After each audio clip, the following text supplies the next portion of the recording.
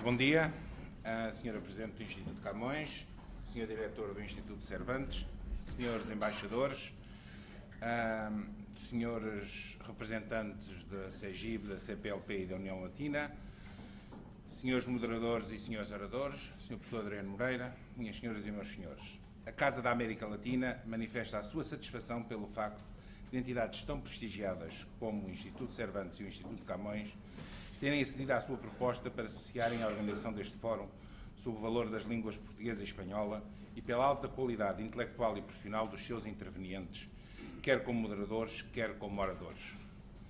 A todos é devida uma palavra de vivo agradecimento, quer pelo esforço e empenho postos na organização desta iniciativa, quer pela disponibilidade em aceitarem o convite para nela participarem. Tais circunstâncias auguram que este fórum irá constituir um contributo muito relevante para os objetivos que pretende atingir. Estou certo que assim acontecerá. Existem muitos fatores de convergência entre as línguas portuguesa e espanhola. Diria que a primeira, que resulta da sua origem comum, consiste em que ambas são portadoras dos valores da latinidade. Valores esses que, no mundo atual, importa não deixar de serem subjugados por outros interesses ou concepções que menorizam as bases humanísticas em que assentam as identidades que espanhóis e portugueses soubemos transmitir, consolidar para além dos mares. Uma maneira de estar no mundo, como diria o professor Adriano Moreira, referindo-se a gentes portuguesas, herança que os tempos não apagam e que atingem mais de 600 milhões de homens e mulheres em todo o mundo. E a propósito é de referir quão importante tem sido a inserção de imigrantes portugueses e espanhóis nas sociedades de acolhimento e o seu progressivo papel na afirmação e transmissão dos valores subjacentes à sua formação, exercendo uma crescente influência nas suas terras de adoção. Depois, o espanhol e o português são as línguas oficiais da Comunidade Ibero-Americana das Nações, que desde a sua Constituição, há já 20 anos, tão útil e valiosa tem sido para a aproximação, nos mais variados níveis, entre mais de uma vintena de países da Europa, da América do Sul, da América Central, da América do Norte e das Caraíbas. E a pertença comum de Portugal e Espanha a instituições como a União Europeia, a Organização das Nações Unidas e a Organização do Tratado do Atlântico Norte é uma oportunidade acrescida para uma ação concertada, assente em princípios idênticos, sem prejuízo da independência de critérios e de interesses inerentes a cada um dos países peninsulares. Também aqui, o valor institucional das duas línguas pode e deve ser potenciado. No caso concreto das relações económicas, se existem fatores de competitividade entre as economias dos dois países, existem também fatores de complementaridade propícios ao estabelecimento de estratégias comuns, fortalecidas pela proximidade dos dois idiomas. Como observou em 2007 o saudoso professor Hernani Lopes, seria um erro estratégico grave para ambas as economias referenciar as suas relações bilaterais ao mero quadro da Península Ibérica. O quadro efetivo passou a ser outro.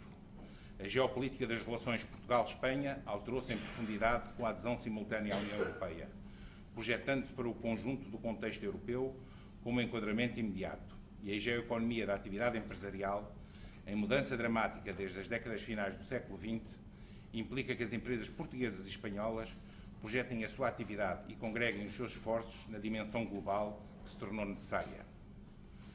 Completando este pensamento, diria eu que estas janelas de oportunidades que se abrem às duas economias peninsulares não deveriam também deixar de contar, sempre que possível, com o apoio e intervenção das comunidades de imigrantes portugueses e espanhóis, a que atrás já fiz referência, e aos seus descendentes, que no conjunto do grande continente americano constituem tantas vezes potências económicas e empresariais da mais alta valia para os países em que se integram. Como bem sabemos e sentimos, quer Portugal, quer Espanha atravessam atualmente uma fase de crise de caráter financeiro, económico e social. Em circunstâncias destas, é a tendência dos responsáveis governamentais subalternizar a atenção prestada à cultura, já tradicionalmente tratada como aparente pobre nos orçamentos de Estado, como se ela fosse um luxo supérfluo, incompatível com políticas de austeridade. Ora, há precisamente 2 semanas, no dia 5 de maio, dia da CPLP, Comunidade dos Países de Língua Portuguesa, a Sra. Ministra da Cultura teve a oportunidade de lembrar que, num estudo elaborado em 2008 pelo ISCTE, a pedido do Instituto Camões, é referido que o conteúdo linguístico do português, associado aos vários setores de atividade económica em Portugal, gera um valor correspondente a cerca de 17% do produto interno bruto português. E acrescentou Gabriela Canavilhas, são valores que convidam a refletir e a concertar cada vez mais esforços para que se potencie este extraordinário recurso que nos foi legado pela história. Já os latinos diziam que a necessidade estimula o engenho.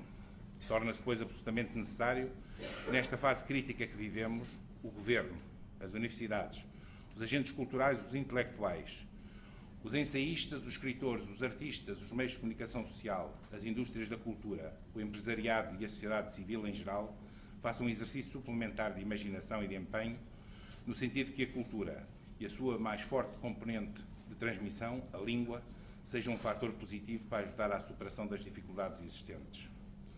A título de exemplo, refiro a sugestão de Rui Manchete e António Luís Vicente no seu inovador estudo Língua e Cultura na Política Externa Portuguesa, o caso dos Estados Unidos da América, publicado em 2010 pela Fundação Luso-Americana, no sentido da criação de um Portuguese Study Program numa das grandes universidades de Boston, por exemplo, Harvard ou a MIT. Segundo os autores, criar um centro de qualidade numa destas universidades permite promover, junto de uma importante fatia da futura elite norte-americana e mesmo global, a cultura e língua portuguesa e pode ser um elemento da maior utilidade na transferência tecnológica e de conhecimento dos Estados Unidos para Portugal. E continuam. Tal pode também melhorar a imagem de Portugal no mundo, reforçar o nosso posicionamento estratégico e promover os nossos intercâmbios económicos e culturais. Permitam-me que, a finalizar, como português e ao terminar estas palavras, faça meus os votos do Dr. António Ferreira, que o formulou em meados do século XVI nos seus poemas lusitanos. Floresça, fale, cante, ouça-se e viva a portuguesa língua e já, onde for, senhora vá de si, soberba e altiva. E os que depois de nós vierem vejam quanto se trabalhou por seu proveito, porque eles, para os outros, assim sejam. Muito obrigado.